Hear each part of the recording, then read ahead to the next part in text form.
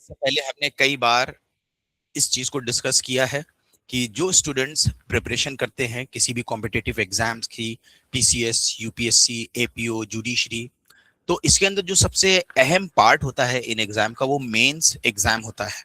Main examination जो होता है वो रिटन होता है। ठीक है, तो रिटन के अंदर आपको आंसर लिखना होता है और जो मेंस एग्जामिनेशन होता है इसका रिजल्ट हमने बताया है आपको बहुत कम जाता है। 100 लोग बैठेंगे तो 5 से 6 लोग निकाल पाते, 10% से कम रिजल्ट रहता है, यानी 90 लोग फेल हो जाते हैं मेंस एग्जामिनेशन में। क्यों? बहुत सारे कारण है। क्योंकि बहुत सारे स्टूडेंट जो है काफी आगे चल के लाइफ में सीरियस होते हैं, बहुत ज्यादा पढ़ नहीं हो रहे होते हैं स्कूल के टाइम पे, तो सीरियस काफी लेट होते हैं। तो जो बेस होता है वो वीक होता है। बेस कहाँ से बनता है? अगर कोई इंसान काफी पहले से सीरियस होता है तो एक एक चीजों के बारे में उसको आइडिया रहता है, तो आमतौर पर ऐसा देखा जाता है कि उस तरह के स्टूडेंट्स को दिक्कत कम आती है। तो इस वजह से स्टूडेंट्स जो है आंसर नहीं लिख पाते हैं। आंसर नहीं लिख पाने की कई सारी वजह है, जैसे हमने इससे पहले भी डिस्कस करा है कि लेजिबल आंसर होना चाहिए, क्वेश्चन की रिक्वायरमेंट के हिसाब से होना चाहिए। ठीक है, तो अब आज के इस लेक्चर में, और ये हमारी एक सीरीज चलेगी, आज ये कंप्लीट नहीं हो जाएगा, एक सीरीज चलेगी कमांड वर्ड्स के ऊपर इंग्लिश में। कमांड वर्ड्स क्या होते हैं? यानी जब क्वेश्चन आप देखते हो कि एग्जाम में, तो क्वेश्चन में अक्सर क्या लिखा रहता है कमांड वर्ड्स में? डिफाइन, वॉट, जैसे डिफाइन लिखा रहेगा, डिफाइन करो किसी चीज को। What is culpable homicide, what करके लिखा होगा, या लिखा रहेगा एक्सप्लेन करने के लिए, या डिस्क्राइब करने के लिए, या डिस्कस करने के लिए, या इवेलुएट करने के लिए, क्रिटिकली एग्जामिन करने के लिए। तो इनसे हमें पता चलेगा कि हमारी क्वेश्चन की रिक्वायरमेंट क्या है, हमें कितना लिखना है, डायरेक्ट लिखना है, अपने वर्ड्स में लिखना है। इन चीजों को हम लोग समझेंगे। तो इन्हीं को बोलते हैं कमांड वर्ड्स। कमांड वर्ड्स क्या है? Explain, define, describe, what is, define, इसके एसेंशियल्स लिखो, इसके साथ साथ क्रिटिकली एग्जामिन, इवैल्यूएट, यही होते हैं कमांड वर्ड्स। तो आज हम लोग सबसे पहला कमांड वर्ड इस्तेमाल करेंगे जो बहुत ही स्ट्रेट फॉरवर्ड है, अक्सर पूछा जाता है, जो है डिफाइन। जैसे आपसे क्वेश्चन पूछिएगा डिफाइन मर्डर, या डिफाइन करो मर्डर को, डिफाइन करो डाउरी डेथ को, डिफाइन करो डाइंग डिक्लेरेशन को, या मान लीजिए कि कोई और एग्जाम में आप बैठने जा रहे हैं, define photosynthesis, define contract, define blood, define cells. तो डिफाइन वर्ड को जब एग्जाम में इस्तेमाल किया जाता है तो क्वेश्चन की क्या रिक्वायरमेंट होती है और हमें कितना लिखना होता है। आइए सबसे पहले हम लोग समझते हैं कि अगर एग्जाम में क्वेश्चन के अंदर जो कमांड वर्ड हमें दिया गया है वो डिफाइन दिया गया है तो हमें कितना लिखना है और क्या लिखना है। तो मान लीजिए कि अगर हमारे एग्जाम का जो क्वेश्चन है उसके अंदर हमसे बोला गया है किसी चीज को डिफाइन करने के लिए, तो डिफाइन करने के लिए हमें क्या क्या चीजें लिखना है, आइए इसको हम लोग समझते हैं। तभी आप बेहतर तरीके से क्वेश्चन के अंदर आंसर फ्रेम कर पाओगे कि क्वेश्चन की रिक्वायरमेंट क्या है। सबसे पहली चीज याद रखिएगा, डिफाइन वर्ड, यानी डिफाइन का अगर कमांड वर्ड आता है, कमांड आता है कि डिफाइन करने के लिए, तो हमेशा आपको याद रखना है कि इसके अंदर जो चीजें होती हैं वो बहुत एग्जैक्ट होती हैं, बहुत ही प्रिसाइज होती हैं। यानी इसके अंदर चीजें आपको काफी एग्जैक्ट लिखनी है और काफी प्रिसाइज लिखनी है। बात समझ में आ गई? एग्जैक्ट और प्रिसाइज का मतलब क्या हुआ कि अगर डिफाइन वर्ड पूछा जाता है तो याद रखिएगा कि डिफाइन वर्ड कभी भी एग्जाम में क्वेश्चन में पूछा गया है, चाहे लॉ का सब्जेक्ट हो, या मान लीजिए आप जीके जीएस का पेपर दे रहे हो, या कोई और कॉम्पिटिटिव एग्जाम में जा रहे हो, डिफाइन का वर्ड अगर आ गया तो डिफाइन का जो रूल होता है वो बहुत ही क्या होता है? स्ट्रिक्ट होता है। डिफाइन का जो रूल होता है वो बहुत ज्यादा स्ट्रिक्ट होता है। स्ट्रिक्ट मतलब कि ये बहुत ही एग्जैक्ट चीज आपसे मांग रहा है, बहुत ही प्रिसाइज वे में, बहुत ही एग्जैक्ट चीज। एग्जैक्ट चीज का क्या मतलब है? एग्जैक्ट चीज का मतलब होगा कि जो फॉर एग्जाम्पल अगर आपसे पूछा गया है कि कॉन्ट्रैक्ट क्या है,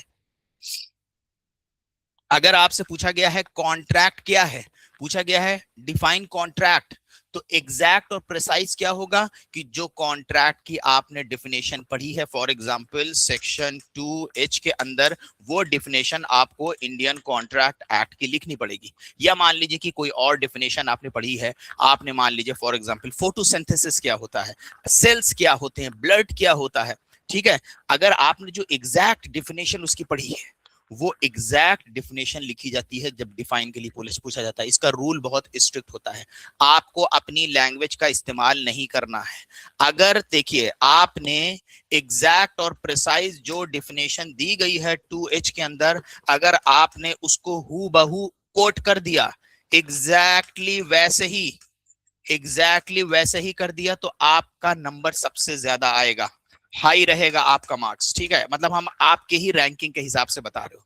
लेकिन आपने सोचा कि हाँ पढ़ाया था सर ने कॉन्ट्रैक्ट की डिफिनेशन, चलो याद है अपने मर्जी से बना के लिख देते हैं। आपने बना के लिख दिया। जब हम लोग अपनी मर्जी से लैंग्वेज को बनाते हैं तो उसके अंदर हमसे कीवर्ड्स मिस हो जाते हैं, की टर्म्स मिस हो जाते हैं, मेन वर्ड्स मिस हो जाते हैं। हमें लगता है कि हम बहुत अच्छी लिख रहे हैं, लेकिन हमसे की टर्म्स और एक्सप्रेशन मिस हो जाते हैं।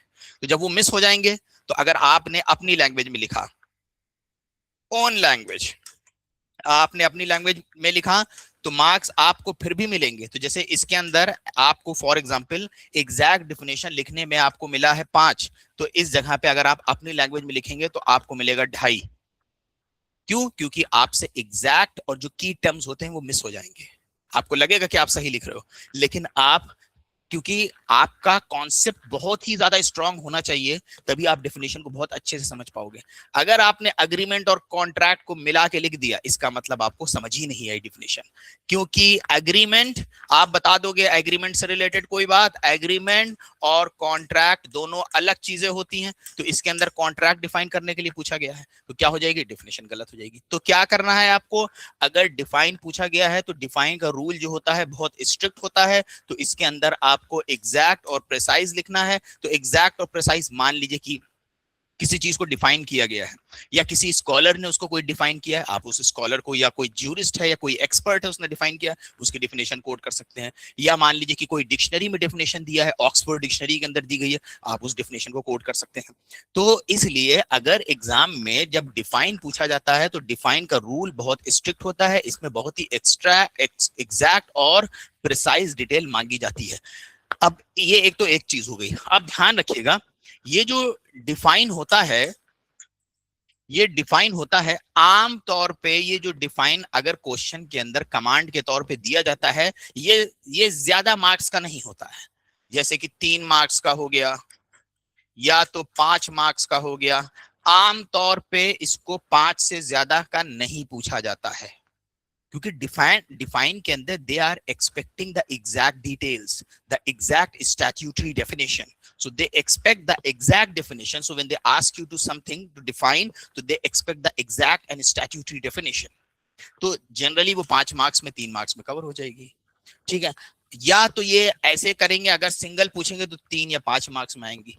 अगर ये 10 मार्क्स में पूछते हैं तो आमतौर पे इनका तरीका क्या होता है, अगर ये 10 मार्क्स में पूछेंगे तो वो क्वेश्चन के अंदर क्वेश्चन ऐड कर देंगे। तो जैसे बोला उन्होंने कि डिफाइन करो मर्डर, मर्डर क्या है, डिफाइन करो मर्डर, उसके बाद लिख दिया इसके अंदर when culpable homicide not amounting to murder becomes murder, ऐसे दे दिया क्वेश्चन। तो अगर वो 10 मार्क्स का पूछेंगे तो डिफाइन के साथ साथ कोई और क्वेश्चन भी ऐड कर देंगे। तो आमतौर पे क्या तरीका होता है एग्जामिनर का, अगर वो आपसे डिफाइन पूछता है तो वो ज्यादातर 3 मार्क्स या 5 मार्क्स से ज्यादा का नहीं पूछता है। ठीक है, तो इसके अंदर जो डिटेल्स एक्सपेक्ट करी जाती है वो क्या एक्सपेक्ट करी जाती है, वो एग्जैक्ट डिटेल्स एक्सपेक्ट करी जाती है। अब आपको ये समझ में आ गया होगा कि अब इसके अंदर हमें एग्जैक्ट डिटेल्स लिखना है। अपनी लैंग्वेज अवॉइड करिए। अगर डिफाइन आ गया है, हमने आपको बताया डिफाइन का रूल बहुत स्ट्रिक्ट होता है, तो अपनी खुद की लैंग्वेज अवॉइड करिए। हाँ, ये हो सकता है आपने किसी का इंटरव्यू देखा हो, किसी ने एग्जाम दिया हो, उसका कोई कॉम्पिटिटिव एग्जाम निकल गया हो, उसने कहा हो मैंने अपनी लैंग्वेज में बना के लिख दिया हो। तो देखिए, जो एग्जाम कॉम्पिटिटिव एग्जाम बहुत सारे होते हैं, उसके अंदर आपको पता होगा बहुत सारे लोग रिजर्वेशन और कोटा इसके वजह से चले जाते हैं और वो इंटरव्यू दे देते हैं। तो उनकी बात पे आप रिलाय मत करिएगा पूरे तरीके से, अनलेस कि दे आर टॉपर्स। अगर वो टॉपर्स हैं फर्स्ट टू 1 2 3 4 5 रैंक या 10th रैंक के अंदर आ रहे हैं और स्पेशली जनरल कैटेगरी से आ रहे हैं, तो फिर आप उनकी बात को ध्यान दे सकते हैं, ठीक है। अदरवाइज तो डिफाइन में बहुत सारे लोग आपसे कहेंगे नहीं अपनी लैंग्वेज लिख दो, नहीं, अपनी लैंग्वेज अवॉइड करना है आपको। तो डिफाइन अगर दिया गया है, डिफाइन का रूल बहुत ज्यादा स्ट्रिक्ट होता है, तो डिफाइन के अंदर आपको एग्जैक्ट चीजें लिखनी है प्रिसाइजली। आई होप कि आपको इतना समझ में आ गया होगा। आइए अब हम आपको इससे रिलेटेड कुछ एग्जांपल्स दिखाते हैं जो एग्जाम में पूछे गए हैं अब तक। तो इसके अंदर एक प्रिसाइज, एग्जैक्ट और कंसाइज स्टेटमेंट मांगा जाता है। This generally ask for less marks. इसको जो है आमतौर पे कम मार्क्स का पूछा जाता है। अगर डिफाइन आ जाएगा तो कम मार्क्स का होगा, 3 5 10 का नहीं पूछेंगे। अगर लेकिन आप कहोगे सर मान लीजिए कि 10 और 15 का पूछ लिया तब क्या करेंगे, तो फिर वो ट्रैप वर्ड होगा। ट्रैप वर्ड मतलब कि डिफाइन दे के आपसे ज्यादा डिटेल्स मांग रहे हैं, ठीक है, लेकिन आमतौर पे नहीं पूछा जाता। इसको किसी ना किसी क्वेश्चन के साथ पूछते हैं अगर 10 मार्क्स का पूछेंगे तो। Only the definition, nothing extra. आपको सिर्फ डेफिनेशन लिखना है, कोई चीज एक्स्ट्रा नहीं। एग्जाम्पल अपनी मर्जी से आप एग्जाम्पल देना शुरू कर दो, इलस्ट्रेशन देना शुरू कर दो। हाँ, अगर मान लीजिए कि उस सेक्शन के अंदर इलस्ट्रेशन और एग्जाम्पल दिया गया और एक्सप्लेनेशन दिया गया, आप दीजिए बिल्कुल, क्योंकि वो सेक्शन का पार्ट ही बन जाएगा। अपनी अपनी मर्जी से मत दीजिए आमतौर पे अगर बहुत कम मार्क्स का क्वेश्चन पूछा गया है। अनलेस द क्वेश्चन सेज कि डिफाइन एंड एक्सप्लेन और डिफाइन विद एग्जांपल, अनलेस की क्वेश्चन में ऐसा पूछा गया है। जैसे एग्जांपल देखिए, यहाँ पे क्वेश्चन दिया गया है डिफाइन कॉन्ट्रैक्ट। अब डिफाइन है, अपने दिमाग में बसा लीजिए कि अगर डिफाइन वर्ड आ रहा है तो डिफाइन में हमें क्या करना है, एग्जैक्ट डेफिनेशन देना है। कौन सी एग्जैक्ट डेफिनेशन देना है, जो बेयर एक्ट के अंदर दी हुई है। बेयर एक्ट के अंदर दी हुई कैसे देना है, सेक्शन नंबर के साथ देना है। सेक्शन नंबर के साथ देना है। सेक्शन नंबर को प्रेफरेबली पहले लिखना है, जैसे कि एज पर सेक्शन 2H या अकॉर्डिंग टू सेक्शन 2H या contract is defined under section 2H। इस तरह से आपको शुरू करना है अपनी डेफिनेशन, ठीक है। तो जो एग्जैक्ट डेफिनेशन है वो लिखना है। आप अपनी लैंग्वेज नहीं लिखोगे, क्योंकि डिफाइन का रूल क्या बताया हमने, स्ट्रिक्ट। तो अगर डिफाइन का रूल स्ट्रिक्ट है तो मतलब कि वो आपसे एग्जैक्ट डेफिनेशन मांग रहा है। तो देखिए डिफाइन कॉन्ट्रैक्ट, तो अब देखिए इसको कैसे आंसर को शुरू किया गया है। अकॉर्डिंग टू सेक्शन 2H, अब ये आप अकॉर्डिंग टू भी लिख सकते हैं, एज पर सेक्शन 2H भी लिख सकते हैं, और आप ऐसे भी लिख सकते हैं कि the void contract is defined under section 2H। फिर जिस तरह से डिफाइंड है आप डेफिनेशन लिख दीजिए। तो यहाँ पे जैसे लिखा है according to section 2H of the Indian contract act 1872, a contract is an agreement enforceable by law. A contract is an agreement enforceable by law. ये हो गई छोटी सी डेफिनेशन। अब क्योंकि ये डेफिनेशन बहुत ही छोटी है, 1 से 1.5 लाइन में आ जाएगी, और डिफाइन पूछा गया है 5 मार्क्स का, तो फिर समझ लीजिए ये ट्रैप है, क्योंकि 5 नंबर में कॉन्ट्रैक्ट में तो इतनी डिटेल्स ही नहीं है। तो अब हम लोग इसके अंदर कुछ चीजें एक्स्ट्रा ऐड कर देंगे, जैसे कि essentials of a valid contract. एक कॉन्ट्रैक्ट के अंदर क्या क्या चीजें होना जरूरी है, हालांकि ऐसा कुछ ना बोला नहीं एसेंशियल्स लिखने के लिए, लेकिन 5 मार्क्स का क्वेश्चन है और हम इतना सा लिखेंगे तो इसका मतलब है कि हमें 1 नंबर मिलेगा फिर, या 1.5 नंबर मिलेगा, बाकी मार्क्स ही मेरे कट जाएंगे, क्योंकि एक लाइन में 1.5 लाइन में खत्म। इसमें खाली देखिए कॉन्ट्रैक्ट की कितनी डिफिनेशन, छोटी डिफिनेशन है कि अ contract is an agreement enforceable by law, खत्म। तो अब वहां पे हमें समझ में आ जाएगा कि ये ट्रैप। हाँ, अब 1 नंबर की पूछ ली गई, 2 नंबर की पूछ ली गई।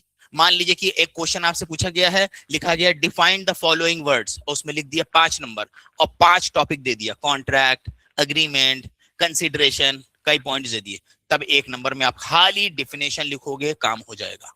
लेकिन इसने सेपरेट क्वेश्चन दे दिया, सेपरेट क्वेश्चन देने के साथ उसने बोल दिया डिफाइन और 5 मार्क्स का पूछ लिया, तो क्या होगा, फिर हम यहाँ पे एसेंशियल्स बता देंगे। Offer and acceptance, lawful consideration, lawful object, capacity of parties, free consent. बस इतना लिखना है 5 मार्क्स के लिए। डेफिनेशन हो गई और 4-5 पॉइंट्स, ठीक है। इसके साथ टिप्स क्या है कि हमेशा अकॉर्डिंग टू सेक्शन करके या एज पर सेक्शन 2 करके, जैसे क्वेश्चन पूछते हैं सर क्या एज पर सेक्शन या अकॉर्डिंग टू सेक्शन करके हम इस्तेमाल अपना आंसर शुरू कर सकते हैं, बिल्कुल शुरू कर सकते हैं, बिल्कुल कोई दिक्कत नहीं है, ठीक है। तो ये डिफाइन के लिए आपको इस तरीके से अपने आंसर को शुरू करना है। अभी ये तो हमने एक एग्जाम्पल लिया, अभी हम लोग एक रियल एग्जाम्पल लेते हैं कि किसी स्टेट में पूछा गया है। आइए देखते हैं। जैसे देखिए ये आरजेएस के अंदर पूछा गया है 1991 में, फिर 1994 में। अब समझिएगा, अब आप लोग खुद बताइएगा कि इसके अंदर हम लोगों को क्या लिखना है। क्वेश्चन में पूछा गया है इसके अंदर कि डिफाइन मर्डर। अब हमने आपको बताया था कि या तो ये 1 नंबर, 2 नंबर, 3 नंबर में पूछा जाएगा या 5 नंबर में पूछा जाएगा, हालांकि मर्डर की डिफिनेशन लंबी है। लेकिन अब मान लीजिए फॉर एग्जाम्पल इन्होंने ज्यादा मार्क्स का पूछा, तो डिफाइन मर्डर। अब इसके साथ देखिए दूसरा क्वेश्चन पूछा है ये आरजेएस के अंदर, ठीक है। तो क्वेश्चन है डिफाइन मर्डर। अब डिफाइन मर्डर लिखा है तो इसका मतलब क्या हुआ, कुछ चीजें इससे निकाल लीजिए अपने दिमाग से कि डिफाइन का मतलब स्ट्रिक्ट रूल। डिफाइन में हम लोग क्या लिखेंगे, एग्जैक्ट और प्रिसाइज और कंसाइज डेफिनेशन। तो जो भी मर्डर की डेफिनेशन दी गई, फॉर एग्जांपल आईपीसी में सेक्शन 300 के अंदर डिफाइन किया गया था, तो हम मर्डर की जो डेफिनेशन होगी एग्जैक्टली वैसे ही लिखेंगे, कुछ अपनी मर्जी से चेंज नहीं करना है। जरा सा इंटेंशन और नॉलेज ऊपर नीचे हुई, मर्डर की डेफिनेशन तुरंत डगमगा जाएगी। इसलिए आपको अपनी लैंग्वेज मर्डर के लिए तो खास कर यूज ही नहीं करनी है, क्योंकि ये काफी ज्यादा कॉम्प्लिकेटेड है। हर एक एक वर्ड का इसमें एक स्पेसिफिक मतलब है मर्डर का, समझ लीजिए। ज्यादातर तो सारी डिफिनेशन ऐसे ही होती है। तो जहां आपने अपनी मर्जी से डिफाइन किया इसको, और जरा सा आपने गलती करी इंटेंशन और नॉलेज, और अगर आपने वर्ड इस्तेमाल कर दिया कॉजिंग डेथ, और वहां पे आपने मर्डर इस्तेमाल कर दिया, वहां पे कल्पेबल होमिसाइड कह दिया, पूरा मर्डर की डिफिनेशन खराब हो जाएगी आपकी। तो बेहतर क्या है, in order to be the safe side, what we have to do is that the definition which is exactly defined under section 300, we will simply quote that definition. So the definition given under section 300 IPC, we will exactly quote the same definition. ठीक है, क्योंकि the definition is bit complicated, उसके अंदर lots of expressions which are used, जिसको आपको conceptually समझना पड़ेगा। That it is likely to cause death, likely to cause death, और it is imminently in dangerous in all the cases to cause death. तो the expression has built complicated, तो इसलिए आपको याद करनी पड़ेगी। समझ में आ गया? तो क्वेश्चन में पूछा गया है डिफाइन मर्डर, तो what we will do, simply just simply we will quote, we will write the definition of the murder as given under section 300 IPC. Let's just take an example of IPC because the question was asked in 1991. So if the command word is defined murder, so we will simply quote the definition of murder. तो in definition we don't have to write our own words, हमें अपने words को नहीं लिखना है। So rule of the definition is strict. ठीक, अब देखिए डिफाइन मर्डर सीधे तौर पे according to section 300 of IPC, except in the cases here in after excepted, culpable homicide is murder. बहुत ही ज्यादा कॉम्प्लिकेटेड और टेक्निकल डेफिनेशन है इसकी। जरा सा ऊपर नीचे आपने गलती करी कुछ इसके अंदर, पूरी डेफिनेशन आपकी खराब हो जाएगी, समझ लीजिए। ये इतनी ज्यादा टेक्निकल है, आपको लगेगा कि ये नॉर्मल इंग्लिश लिखी है, but this is not just a normal English, it is a technical legal definition. तो जरा से भी गलती आपने करी गड़बड़ा जाएगी। सो एक्सप्रेशन इंटेंशन कहाँ पे यूज हुई है, नॉलेज कहाँ पे यूज हुई है, तो उठा के क्या करिए, पूरी डेफिनेशन कोट कर दी, और आपको यकीन मानिए आपको बहुत अच्छे मार्क्स मिलेंगे। क्योंकि खाली एग्जामिनर ये नहीं देखता है कि आपने कॉन्सेप्ट समझ लिया है, आपको एग्जैक्ट डेफिनेशन याद है। भाई आपको एग्जैक्ट डेफिनेशन नहीं याद होगी, नॉलेज और इंटेंशन में कैसे फर्क करोगे आप, कि कहाँ पे नॉलेज की इस्तेमाल हो रही है, कहाँ पे इंटेंशन की इस्तेमाल हो रही है, तो कैसे ये सारी चीजें समझ में आएंगी। समझ में आ गया? तो ये चीज देखी जाएगी। तो डिफाइन में एग्जैक्टली हमने कोट कर दिया, ये पूरी डिफिनेशन हो गई, यहां तक लिख दिया। अगर आप देखो कि 10 मार्क्स का पूछा गया है, डिटेल्स और भी देना है, पनिशमेंट भी बता दिया उसके अंदर। ठीक, अब देखिए इससे जुड़ा हुआ दूसरा क्वेश्चन है। अब जो दूसरा क्वेश्चन है इसमें लिखा हुआ है, is there any offence which is punishable by death penalty only. अब इसके अंदर क्वेश्चन पूछा गया है, लैंग्वेज में क्वेश्चन पूछा गया है कि क्या कोई ऐसा भी ऑफेंस है। सोचिए ये ऑफेंस, ऑफेंस की तक एक टेक्निकल मीनिंग है बीएनएस के अंदर। ऑफेंस मतलब पनिशेबल बाय बीएनएस, हम लोग और कोई वर्ड नहीं इस्तेमाल कर सकते हैं इसके लिए। ऑफेंस मतलब पनिशेबल बाय बीएनएस, तो स्पेसिफिक वर्ड है। तो ऑफेंस के लिए पूछा गया कि क्या कोई ऐसा ऑफेंस है जो पनिशेबल है बाय डेथ पेनल्टी के द्वारा, जिसके अंदर सिर्फ डेथ पेनल्टी दी गई हो, या कोई ऐसा ऑफेंस है, ये क्वेश्चन पूछा है। अब क्योंकि इसके अंदर डिफाइन नहीं किया गया है, तो इसको हम अपने वर्ड्स में लिख सकते हैं, अपने वर्ड में, क्योंकि कोई डिफाइन तो लिखा नहीं है इसके साथ, खाली पूछ रहा है क्वेश्चन, तो हम अपने अपने वर्ड्स में लिख सकते हैं। तो अब देखिए इसको, क्वेश्चन को यहाँ पे टॉप पे लिखा, is there any offence which is punishable by death only, तो इसमें आंसर में लिखा कि no there is no offence under the Indian Penal Code. फिर उसके बाद इन ऑल केसेस, हर केस में आम तौर पे जहां जहां पे भी डेथ सेंटेंस आएगी उसके साथ साथ ऑल्टरनेट पे लाइफ इंप्रिजनमेंट भी होती है। ध्यान रखिएगा, जहां जहां पे भी बीएनएस के अंदर डेथ सेंटेंस आएगी वहां पे डायरेक्ट नहीं रहेगा कि इसके अंदर सिर्फ डेथ सेंटेंस है, हमेशा डेथ सेंटेंस के ऑल्टरनेट में लाइफ इंप्रिजनमेंट भी होगी। तो इसका मतलब है कि कोई डायरेक्ट ऐसा ऑफेंस नहीं है। हालांकि पहले एक ऑफेंस था सेक्शन 303, लेकिन उसको मिट्ठू सिंह के केस के अंदर सुप्रीम कोर्ट ने डिक्लेयर कर दिया था unconstitutional, Mitthu versus state of Punjab. इसमें आप अपनी लैंग्वेज में इसको समझा सकते हो। तो इस तरीके से हमें अगर एग्जाम में डिफाइन पूछा गया है तो हमें इस तरीके से एग्जाम में डिफाइन के लिए आंसर को लिखना है। बताइए ये चीज समझ आई आप लोगों को? आइए आगे बढ़ते हैं। देखिए नोट में लिखा हुआ है एग्जैक्ट डिफिनेशन, स्टैट्यूटरी डिफिनेशन लिखना है, सही है और सबसे सेफ है। अपने से बनाकर सेल्फ मेड सिंपल वर्ड्स में ना लिखें, चाहिए जब तक कि क्वेश्चन में अगर क्वेश्चन में डिफाइन बोला हो, अगर डिफाइन बोला गया हो तो अपने से आंसर बना के मत लिखें। ठीक है, अगर आप आंसर बना के लिखोगे आपके मार्क्स कट जाएंगे, क्योंकि जो डेफिनेशंस होती है वो बहुत ही ज्यादा कंप्लीट होती है, कॉम्प्रहेंसिव होती है। हम लोग जो लिखेंगे वो इनकम्प्लीट होगी, टेक्निकल वर्ड्स की मिसिंग हो जाएगी, आगे पीछे हो जाएंगे टेक्निकल वर्ड्स, ठीक है, पूरी डेफिनेशन खराब हो जाएगी। अब जैसे देखिए एक क्वेश्चन और पूछा गया है, अब इसके अंदर दो चीजें डिफाइन करनी है। अब आप सोचोगे सर इसको कैसे लिखना है। जैसे देखिए बोला गया है डिफाइन करो और डिस्टिंग्विश करो between hurt and grievous hurt. अब ये बीएनएस आईपीसी के अंदर पूछा गया है कि डिफाइन और डिस्टिंग्विश करो between hurt and grievous hurt. तो इसका मतलब ये हुआ कि ये पूछ रहा है कि डिफाइन करो, दोनों चीजों को डिफाइन करने के लिए बोल रहा है, and not just only asking you to define hurt.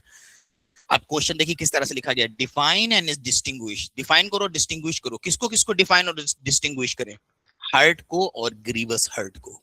समझ में आ गया? तो first thing we will do is that कि we will define the hurt and grievous hurt, then after that we will distinguish them. फिर उसके बाद हम सबसे बेहतर होता है चार्ट का इस्तेमाल करके उनको डिस्टिंग्विश कर दिए। ये एचजेएस में पूछा गया है, आरजेएस में पूछा गया है कई बार। ठीक, तो पहले क्या करेंगे, डिफाइन पूछा गया है, डिफाइन का रूल क्या है, एग्जैक्ट, ऐसे याद कर लीजिए, exact rule, strict rule, direct definition, हो गया काम। हमने क्या करा, हर्ट की डेफिनेशन कोट कर दिया अकॉर्डिंग टू सेक्शन 319 आईपीसी में। हर्ट की डेफिनेशन जो थी वो कोट कर दिया हमें, एक क्योंकि क्वेश्चन पहला है।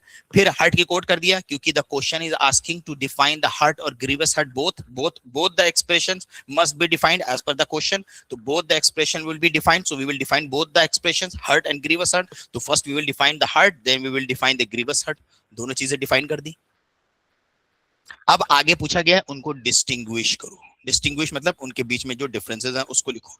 डिस्टिंग्विश करने के लिए सबसे अच्छा तरीका होता है, ये हर्ट और ग्रीवस हर्ट को डिफाइन किया गया है कि आप चार्ट का इस्तेमाल करिए। जैसे कि distinction between hurt and grievous hurt, chart का बेसिक डिस्टिंक्शन, नेचर का डिफरेंस, स्कोप का डिफरेंस, सेवरिटी का डिफरेंस, ड्यूरेशन और सफरिंग का डिफिनेशन। लेकिन अगर आपको लग रहा है कि चार्ट बनाने में आपको टाइम लग जाएगा, पूरा एक एक चार्ट भरने में दिक्कत होगी, तो आप नंबर डाल के भी लिख सकते हो। जैसे कि एक नंबर डाला उसके अंदर लिख दिया, दो नंबर डाला।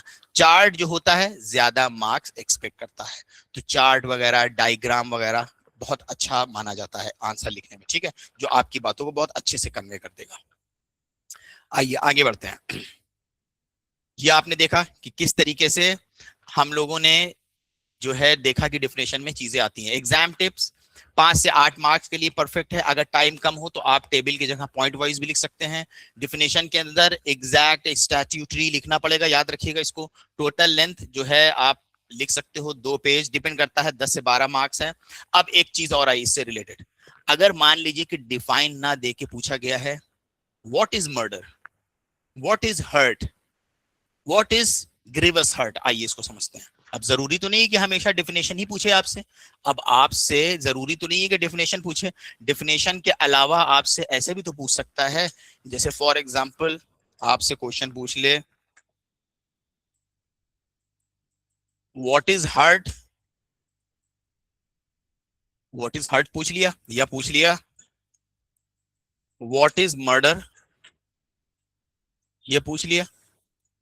अब ये जो वॉट है और जो वर्ड डिफाइन है, इनमें इनमें क्या फर्क है? अगर मान लीजिए ऐसे आपसे पूछ लिया तब आपको क्या लिखना है? तो डिफाइन आपको समझ में आ गया होगा, स्ट्रिक्ट रूल है, एग्जैक्ट लिखना है, स्टैट्यूटरी डिफिनेशन है। लेकिन अगर 5 मार्क्स का पूछ लिया गया है तो हम उसके एसेंशियल्स बुलेट पॉइंट्स की तरह लिख देंगे और खत्म। ठीक है, अगर वॉट पूछा गया है, अगर वॉट पूछा गया है तो almost same pattern, almost same pattern होगा एज डेफिनेशन, यानी डिफाइन की तरह। तो अगर आपसे वर्ड पूछा गया है तो याद रखिएगा इसका सेम पैटर्न होगा जिस तरीके से डेफिनेशन के अंदर आपको आंसर लिखना है। ठीक है, लेकिन थोड़ी सी टेक्निकल इसके अंदर डिफरेंसेस है, आइए समझते हैं। तो क्या क्या डिफरेंसेस हैं? तो जैसे मान लीजिए डिफाइन का आपको समझ में आ गया अगर एग्जाम में पूछा गया है, और अगर पूछा गया है व्हाट, तो इनमें मेन क्या टेक्निकल डिफरेंस है। देखिए डिफाइन जो होता है ये बहुत स्ट्रिक्ट होता है, बहुत ज्यादा स्ट्रिक्ट होता है। ये लेस स्ट्रिक्ट है, ये लेस स्ट्रिक्ट है। तो यानी इसके अंदर अगर ये लेस स्ट्रिक्ट है तो आप इसके अंदर थोड़ा अपनी लैंग्वेज का यूज कर सकते हो, थोड़ा अपनी लैंग्वेज का यूज कर सकते हो, क्योंकि it is less respect, less strict as comparison to define. तो define is actually expecting the exact words, the exact definition. तो in the question when it is asked define that expression, तो आपसे वहां पे एग्जैक्ट चीज expect कर रहा है। ये लेस स्ट्रिक्ट है। लेस स्ट्रिक्ट मतलब आप थोड़े अपने वर्ड्स भी ऐड कर सकते हो। समझ में आ गया पहली चीज। दूसरी चीज, इसके अंदर जो होंगी चीजें बिल्कुल प्रिसाइज होंगी और कंसाइज वे में लिखा जाएगा। इसके अंदर आप कई चीजें ऐड कर सकते हो, जैसे कि आपने पहले चीजों को डिफाइन कर दिया, डिफाइन करने के साथ साथ आपने जैसे एसेंशियल्स दे दिए, एसेंशियल्स देने के साथ साथ आप उसके एग्जाम्पल्स दे दिए आपने, क्योंकि ये बोल रहा है व्हाट क्या चीज है, मर्डर क्या है, तो हमने डिफाइन करा, एसेंशियल्स बता दिया, एग्जाम्पल बता दिया। डिपेंड करता है, मान लीजिए ज्यादा मार्क्स का पूछा गया है तो मर्डर को कल्पेबल होमिसाइड से उसका डिफरेंस बता दिया। तो मर्डर और कल्पेबल होमिसाइड का डिफरेंस इसलिए बताया गया है ताकि मर्डर को और अच्छे तरीके से समझा सके। तो अगर व्हाट पूछा गया तो व्हाट में पूछ रहे क्या है ये चीज, तो उसके बारे में ज्यादा डिटेल। डिफाइन क्या है, उस स्पेसिफिक चीज को डिफाइन करो। डिफाइन मर्डर, मर्डर को डिफाइन करो। जैसे पूछा मर्डर क्या है, तो आप बताओगे देखो मर्डर के अंदर ये होता है, एक आदमी मारता है, लेकिन मारते तो लोग बहुत बहुत तरीके से भी हैं, प्राइवेट डिफेंस में भी कोई मार सकता है। तो मर्डर इसलिए मर्डर बनता है क्योंकि उसके अंदर एक इंसान की इंटेंशन होती है और नॉलेज होती है, उसको पता होता है कि जो एक्ट कर रहा है वो इतना खतरनाक है सामने वाले की हर हाल में जान चली जाएगी। तो फिर वॉट में आप उसको थोड़ा सा ज्यादा डिस्कस करते हो। हालांकि ये एक्सप्लेन से कम लिखो जाओगे। तीन चीजें हो गई यहाँ पे, देखिए डिफाइन हो गई एकदम एग्जैक्ट, और अगर वॉट आ गया तो डिफाइन से थोड़ा ज्यादा डिटेल्स वॉट में लिखी जाती है। और इसमें वॉट में आप थोड़ा सा, ये लेस स्ट्रिक्ट होता है तो थोड़ा सा अपनी लैंग्वेज का भी इस्तेमाल कर सकते हैं। अब वॉट के बाद हम लोग जैसे आगे बढ़ेंगे तो जैसे आ गया एक्सप्लेन, तो एक्सप्लेन के अंदर थोड़ा सा और डिटेल्स आ जाती है। तो आई होप कि आप लोगों को काफी क्लैरिटी आई होगी ये समझ के कि ये डिफाइन का क्या मतलब होता है, इसको कैसे इस्तेमाल करते हैं। हमने पूरा यहाँ पे आंसर लिख दिया है और आपके पास आंसर भी रहेगा। पैटर्न व्हाट के साथ बिल्कुल सेम है। जैसे एग्जांपल है, देखिए पूछा गया what is dowry death, what is dowry death, dowry death क्या होती है। आंसर में देखिए वही सेम पैटर्न है, according to section 304B1 IPC कि डाउरी डेथ क्या होती है। ये भी एग्जाम में पूछा गया है, तो डिफाइन नहीं पूछा गया, व्हाट पूछ लिया गया। सेम चीजें हैं, एक्सप्लेनेशन दिया गया है, एसेंशियल्स देखिए दिया गया है, उसका पनिशमेंट्स बता दी गई है, ठीक है। तो और उससे रिलेटेड कोई और डिटेल्स होगी, पैटर्न बिल्कुल सेम रहेगा जैसे कि डेफिनेशन में लिखा जाता है, वही चीज व्हाट के साथ भी लिखी जाएगी। आई होप कि आप लोगों को ये समझ में आया होगा। इसको हम एक सीरीज की तरह चलाएंगे और इसी तरीके से हम सारे एक्सप्रेशन को कंप्लीट करेंगे। बताइए डिफाइन आप लोगों को समझ में आ गया कि डिफाइन अगर पूछा गया है तो आपको कैसे आंसर लिखना है, आंसर में क्या क्या चीजें लिखना है, क्वेश्चन की क्या रिक्वायरमेंट है। अगर डिफाइन पूछा गया है तो उसमें आपको अननेसेसरी अपनी लैंग्वेज नहीं लिखनी है। अगर उसमें पूछा गया है आपको अपनी लैंग्वेज नहीं लिखनी है, आपको कोशिश करना है जो स्टैट्यूटरी डेफिनेशन है, जो डायरेक्ट डेफिनेशन है वही आपको कोट करनी है। अपनी मर्जी से कुछ उसके अंदर एक्स्ट्रा केस लॉज मत ऐड कर दीजिए। अगर सिर्फ डिफाइन पूछा गया है अपनी मर्जी से कोई केस लॉ मत ऐड करिए, अपनी मर्जी से कोई एसेंशियल ना दीजिए। हाँ, अगर मान लीजिए 5 मार्क्स की पूछी गई है, 1.5 लाइन में डिफाइन कर दिया तो उसके कुछ एसेंशियल्स दिखा दीजिए, जैसे हम लोगों ने कॉन्ट्रैक्ट के केस के अंदर देखा था। समझ आया?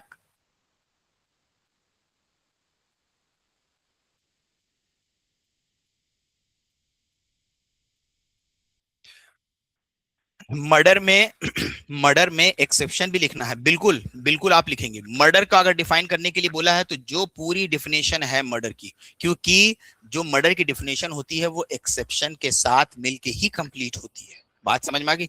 मर्डर की खाली डिफिनेशन अकेले में सफिशिएंट नहीं होगी, उसको पूरा एज अ होल पढ़ा जाएगा। जैसे अब उसके अंदर ये भी बताया गया है कि एक इंसान दूसरे इंसान को उसकी कंसेंट से गोली मार देता है, तो मर्डर तो नहीं होगा ना ये। अगर उसकी 18 साल के ऊपर उम्र है और एक इंसान दूसरे इंसान को उसकी कंसेंट से उसको गोली मार देता है, तो मर्डर तो नहीं होगा ना ये। तो हमें क्या करना, बताना पड़ेगा पूरी डेफिनेशन को एज अ होल। हाँ, जो एक्सेप्शंस हैं आप उनको बुलेट पॉइंट्स की तरह बता सकती है, पूरा मत लिखिए। जैसे मान लीजिए उनके एक्सेप्शन में काफी पॉइंट्स दे देंगे, आप बुलेट पॉइंट्स की तरह लिख दीजिए कि ए अगर बी के कंसेंट से जिसकी एज 18 साल के ऊपर है उसकी अगर उसकी डेथ कॉज करता है तो ये मर्डर नहीं होगा, ये culpable homicide not amounting to murder होगा। समझ आया? क्योंकि पूरी को जब हम लोग पढ़ेंगे तब जाके वो मर्डर की डेफिनेशन बनेगी। डिफाइन में डेफिनेशन और एसेंशियल। हाँ, हिम एक्सपो अगर खाली डिफाइन और बोला गया है, डिफाइन के लिए 5 मार्क्स का पूछ लिया गया तो छोटी डेफिनेशन है। अब जैसे मर्डर की डेफिनेशन है तो अब आप वो इतनी लंबी है कि वो एक पेज तो खुद ही ले लेगी, ऐसे तो जरूरत नहीं है। लेकिन कॉन्ट्रैक्ट की पूछ लिया तो 1.5 लाइन की है, तो एसेंशियल्स बता दीजिए। समझ आ गया?